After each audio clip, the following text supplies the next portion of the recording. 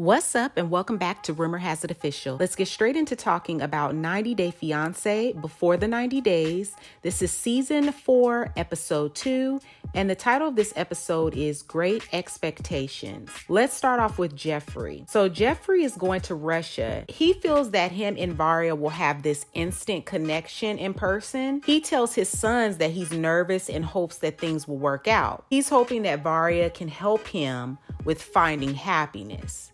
His sons believe that their father is living in a fantasy. Geoffrey tells the camera crew that he hasn't been honest about his past. Now, Geoffrey has been locked up before and he was dealing with drugs, which landed him in prison. He was sentenced to 30 months in prison. His sons dropped Geoffrey off at the airport, and Geoffrey says that after everything that he's been through, he needs something positive to happen in his life. Comment down below and let me know your thoughts. Let's move on to Darcey. So Darcey is back, y'all, with more Botox to the face. Every time we see her, she looks more and more unrecognizable. Darcey claims that after the tell-all that she and Tom decided to give their relationship another try. Now, Darcey and Stacy, I just have to say, they both look terrible. I'm so sorry. I don't understand what's going on mentally, but obviously something is going on mentally where they just keep doing different things to their face and their body. And it's just like,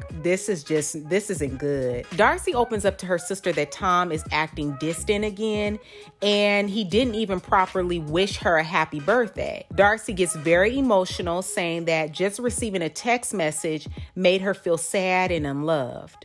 Her twin sister says at this moment, she doesn't know what to think about Tom because in Albania, she thought that he was a nice guy, but his actions are proving otherwise. She believes that Tom is playing games and thinks that her sister should move on. But since Tom has reached out to her saying that he wants to meet up with her, Darcey wants to give Tom one more shot. Comment down below and let me know your thoughts on Darcey and Tom's return. Let's move on to Lisa.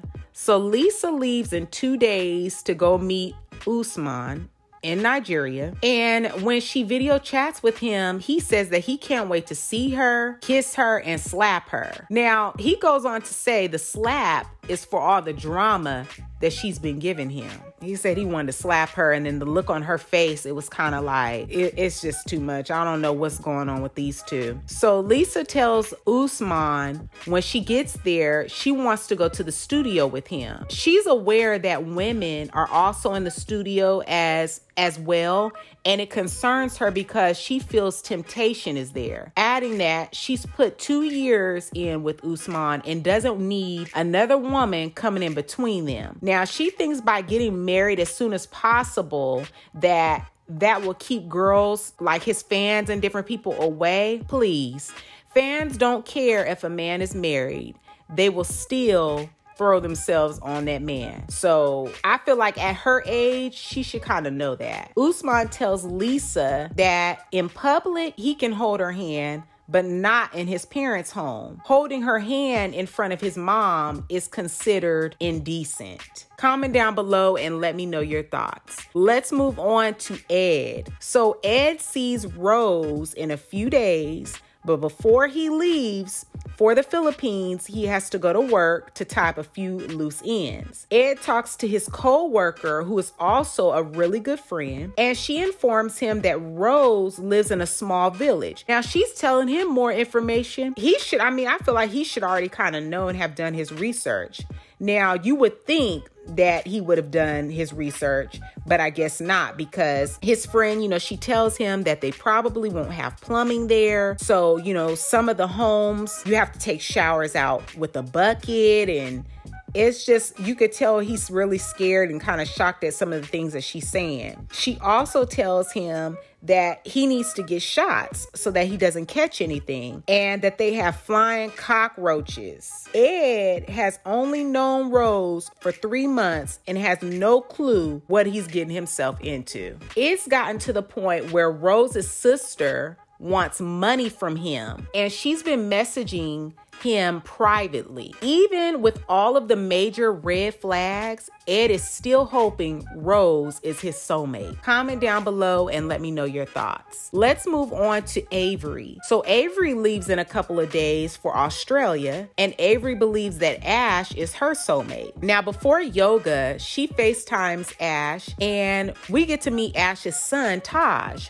who's only 10 years old, and Ash has been married previously before. He was married and got divorced. Now, Avery is concerned on whether Ash is being genuine with her or not, because he is a relationship, quote unquote, relationship coach, and he seems to know all the right things to say. Ash and Avery talk about why his marriage ended, and he says that they grew apart. Now, I don't think that this is a good fit for Avery. I really don't see them really as a couple. I don't know. Comment down below and let me know your thoughts. I really just don't see them as a match. I don't know. I think that she looks better with her good friend who's also in the cannabis industry, Jared, that she went over to his house in the first episode and was, talking to him about how she met this guy. But I see her as a better fit with him than I do see her with Ash. Comment down below. Let me know your thoughts. Let's move on to Yolanda. So Yolanda leaves for England in 1 week, and Yolanda claims that Williams wanted to come to Vegas, but was short on a couple $100. So he wanted money from her. She says that he was a little upset when she said no. Yolanda is using the family's finances to book this trip. Yolanda calls Williams to find out the airport that she should fly into, and he tells her London. Now, she's known all this time that he lives in Manchester, so now he's telling her to come to London. And then he says, I'm going to text you. Like, he's really short trying to get off of the phone. He says he's going to text her, and immediately he begins to text her a bunch of crap. Like, it just didn't make sense. It was very confusing. Nothing makes sense. It definitely screams scam to me. He even made up a fake airport to give to her, and I just feel like this is some very scary stuff. And I'm glad that her daughter at least is going to be going with her to make sure that her mom is okay. Now, despite all of that, Yolanda says that nothing can stop her, that she's in love with Williams, so she plans to call him tomorrow to get some straight answers. Comment down below and let me know your thoughts on that whole situation. Let's move on to Lisa. So Lisa meets with her friends, and she's very worried to share everything about Usman. Lisa is upset that the video that he made about her had a Nigerian woman featured in it. And she says that if he doesn't cut some of those scenes out with that woman, she would no longer claim the song as hers. Now, her friends are worried about her safety, and Lisa believes that Usman is her destiny, and if she dies in Nigeria, she will be a happy woman. What is wrong with these people? Is she not even thinking about her 15-year-old daughter? Does her 15-year-old daughter even live with her? I just don't understand this. Something is being left out here. Comment down below and let me know your thoughts. Let's move on to Ed. So Ed is worried because Rose's sister wants money from him. He feels that there is a possibility that Rose is involved, and it makes him really nervous because he claims that he's in love with her. Ed is still buying things to take to the Philippines like lingerie and perfume. Along with all of that nonsense he doesn't forget to pack the engagement ring because he plans to propose to her. Now, while packing, his friend stops by, and Ed tells him that Rose wants more kids, but he's been planning to get a vasectomy. I really see why his daughter is really mad at her father. This is just really sickening. It just doesn't sit well with me. I don't understand why he thinks that this is okay. I don't think I would be willing to lose my child off of this. I mean, he can find somebody else in the States. I don't even think this is going to last with him and Rose. And I'm definitely sure that Rose is in on it with her sister. She probably told her sister to see if he would give her money. Maybe they're in on it together. Let's move on to Geoffrey. So Geoffrey has to take 3 flights to see Varya in Moscow. And 24 hours earlier, they show Varya, who is 30 years old and is a radio host. She left Siberia when she was 17 years old for a better life. Now, Varya goes to a party with her friends later on that day and tells them about Geoffrey's arrival. Her friends have a lot of questions and concerns, and they advise Varya not to share the same hotel room with someone that she has never met before. She hopes that he won't be disappointed because she believes he will, being that he's coming all the way there. He's expecting her to stay in the same hotel room. So again, she's hoping he won't be disappointed, but she does decide to listen to her friends. Comment down below and let me know your thoughts. Let's move on to Lisa. So Nikki, who is Lisa's friend, is taking Lisa to the airport along with Nikki's mother. They give Lisa a box of condoms, and Lisa says that she won't need them. She's very foolish. On the way to the airport, Nikki's mother says to Lisa, since Usman has several roommates, does she think that he's a Yahoo boy? And Lisa says no. Lisa believes that Usman is the man of her dreams and that he has changed her world, adding that if this is a scam, she won't recover from it and it will break her heart. Now, to my understanding, a Yahoo boy is when you have a group of men that room together and they seek out one woman and they scam her. So that's the concern that Nikki and her mother have for Lisa. They're wondering if he is in fact a Yahoo boy. So I definitely don't really think that he's with her for love. I definitely think that scamming her, he's definitely probably trying to get over to the US to cross over and kind of bring his music over to branch over. So I don't know. Comment down below and let me know your thoughts. Let's move on to Avery. So Avery goes to see her parents to tell them that she's in a relationship. Her parents are concerned about her traveling to see Ash. Avery tells them that she plans to stay for 2.5 weeks, and her father thinks that this is very silly and he's concerned about the well-being of his daughter. Avery has 2 daughters, and she says that she's looking for stability. So she's hoping that Ash is who he says that he is. Let's move on to Darcey. So Darcey says that she and Tom haven't been communicating much. So Tom video calls Darcey, and Darcey is hoping for an I love you and I miss you. Now, this video call came off as though they really aren't together, but it's more like business. It comes off that way to me. It feels like they signed a contract with TLC and that this relationship is fake. Tom tells Darcey that he's going to be in New York and wants to know if she would like to meet up with him. Darcey responds, well, what are your intentions?